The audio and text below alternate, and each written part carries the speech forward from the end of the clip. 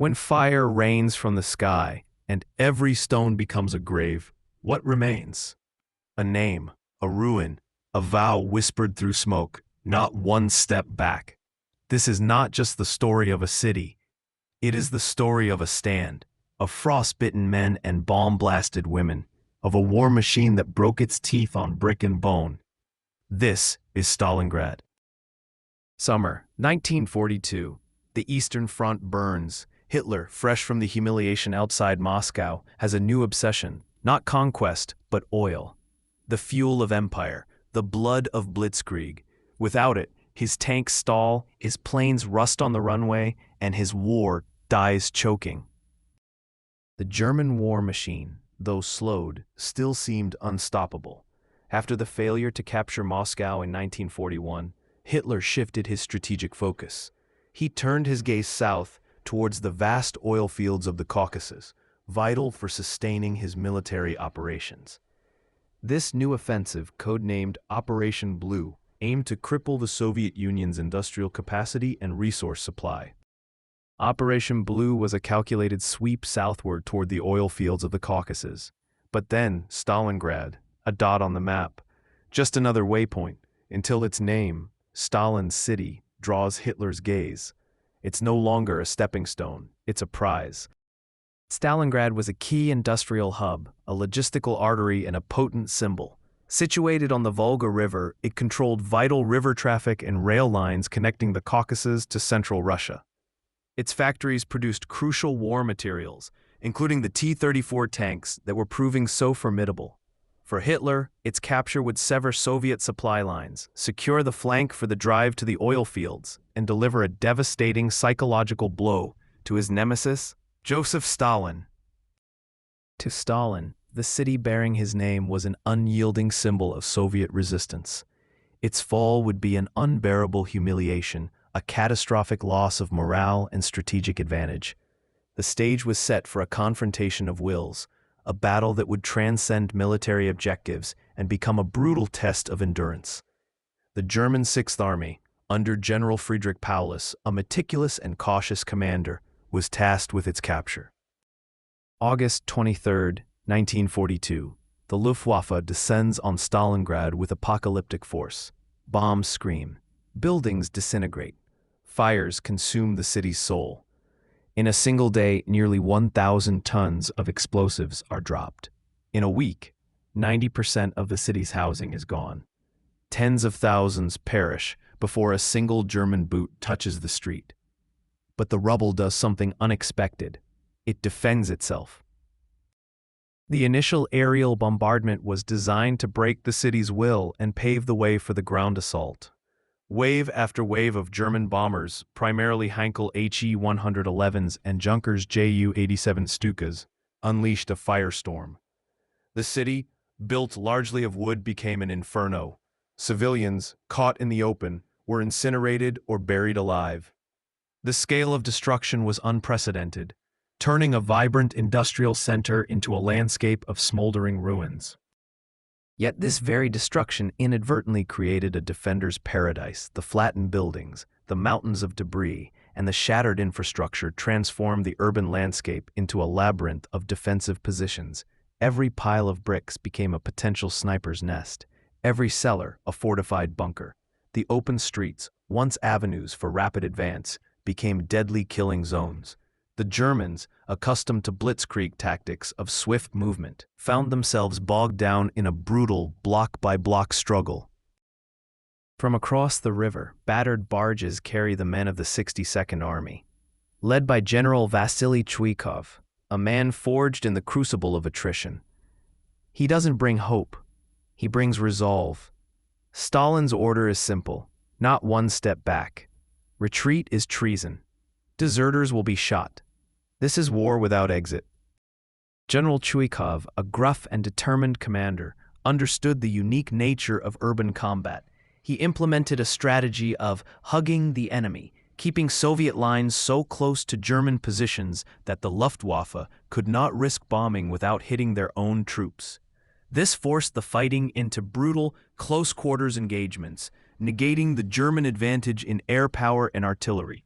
The 62nd Army, often reinforced by hastily trained recruits and even civilians, fought with a desperate ferocity.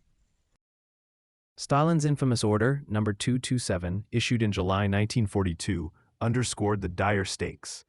It declared that not one step back was the absolute command. Blocking detachments were placed behind frontline units, authorized to shoot any soldier attempting to retreat without orders. This draconian measure, while controversial, instilled a grim determination. For the Soviet soldiers, surrender was not an option. It was a fight to the death for their city, for their homeland. In Stalingrad, there are no front lines, only corners, doorways, windows held by snipers for minutes, hours, then lost again. The Germans push in, block by block, room by room, expecting victory. Instead, they find a graveyard. The city swallows them whole. Every ruin becomes a fortress. Every street bleeds men. The fighting devolved into what the Germans called Rattenkrieg, rat war. Soldiers battled in sewers, basements, and the skeletal remains of buildings. Snipers became legendary figures on both sides, like Vasily Zaitsev for the Soviets, whose exploits became a symbol of individual resistance. The Mamayev Kurgan, a strategic hill overlooking the city, changed hands countless times, each struggle adding to its grim tally of dead. The grain elevator, the Red October factory, and Pavlov's house became iconic battlegrounds, each representing weeks of relentless bloody combat. German morale began to crack under the strain of this unprecedented urban warfare. Their tanks, designed for open plains, were vulnerable in the rubble-strewn streets.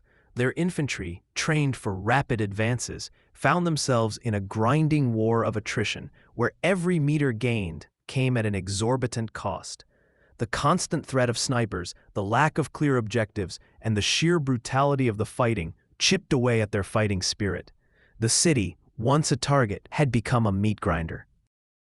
While the Sixth Army clawed at the Volga, Soviet generals planned vengeance, not a counterattack, a trap, Operation Uranus, a double envelopment. The jaws close, not on the front but the flanks. Thin Romanian and Italian lines crack beneath the weight of 1 million Red Army troops. By November 23, 1942, the trap snaps shut. The Germans are no longer advancing. They are surrounded.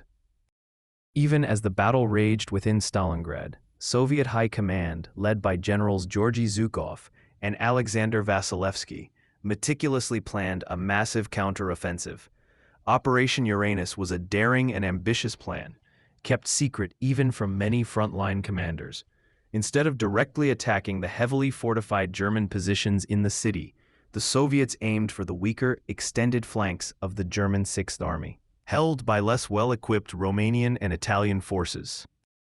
On November 19, 1942, the northern pincer of Operation Uranus struck. 4 days later, the southern pincer closed the ring near the town of Kalach-on-Don. Approximately 300,000 Axis soldiers, primarily from the German Sixth Army and elements of the 4th Panzer Army, were trapped within the Stalingrad pocket. The strategic initiative had dramatically shifted. The hunters had become the hunted. Hitler's command: hold the city. Surrender is betrayal. Escape is forbidden. Manstein's Operation Winterstorm tries to break the ring. It fails. The Sixth Army, once 330,000 strong, is now starving. No fuel, no medicine, no food. Frostbite becomes a killer.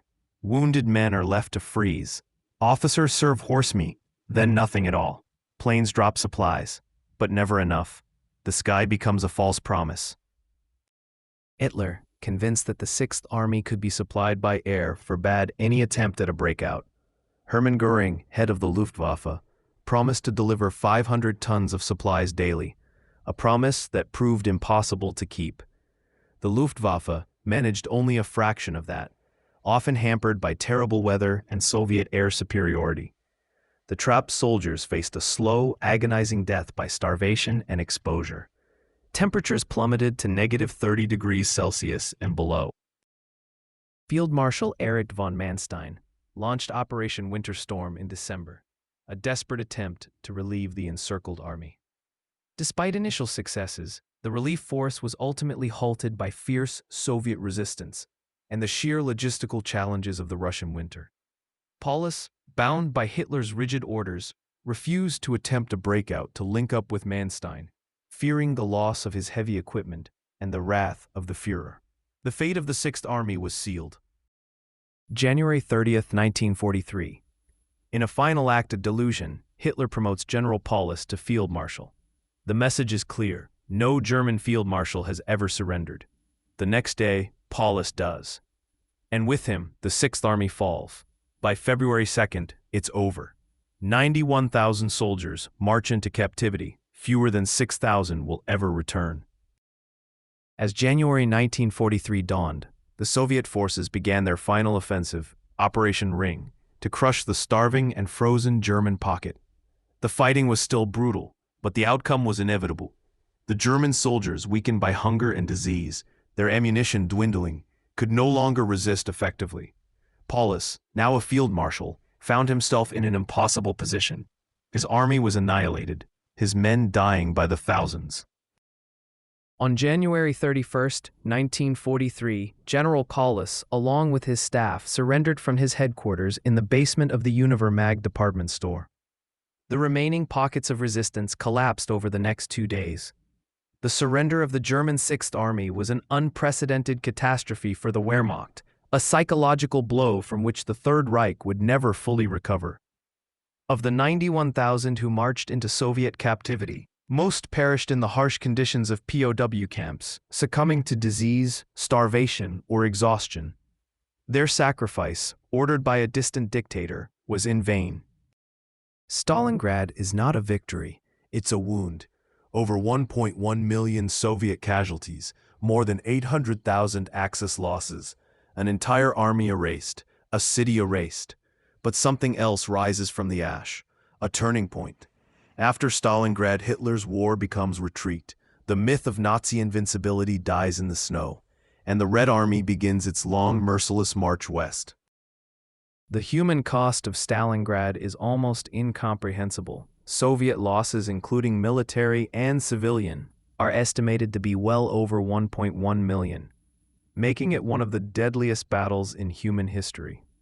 Axis casualties, including those killed, wounded, and captured, exceeded 800,000. The city itself was utterly annihilated, a landscape of shattered concrete and twisted metal. The scale of suffering, the sheer brutality of the fighting, left an indelible scar on the land and its people. Yet, from this immense tragedy emerged a pivotal moment in World War II. Stalingrad marked the definitive turning point on the Eastern Front.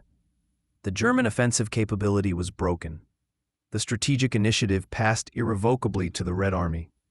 The myth of the Wehrmacht's invincibility, carefully cultivated by Nazi propaganda, was shattered in the frozen wastes of Russia. From this point forward, the war for Germany would be a desperate, grinding retreat, culminating in the fall of Berlin. Stalingrad became more than a name. It became a banner, a rallying cry, a legend etched into Russian memory and global history. Even Churchill bowed to its meaning, presenting Stalin with the sword of Stalingrad, inscribed, "To the steel-hearted citizens, from the King of Britain. What Hitler tried to crush only grew stronger." The Battle of Stalingrad resonated far beyond the Eastern Front. It boosted Allied morale across the globe, demonstrating that the seemingly unstoppable Nazi war machine could be defeated. For the Soviet Union, it became the ultimate symbol of national resilience and sacrifice, a testament to the indomitable spirit of its people. The city, rebuilt from the ashes, stands today as Volgograd, a living monument to the courage and suffering endured.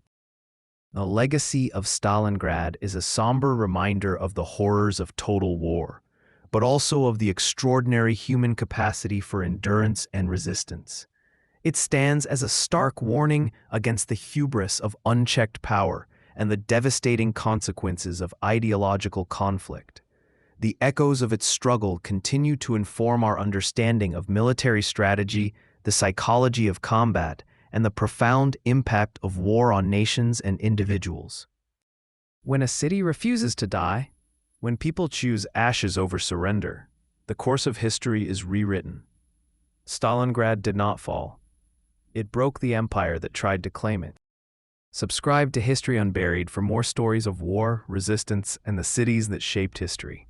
Delve deeper into the past with our meticulously researched documentaries and uncover the pivotal moments that defined our world. Join our community of history enthusiasts today.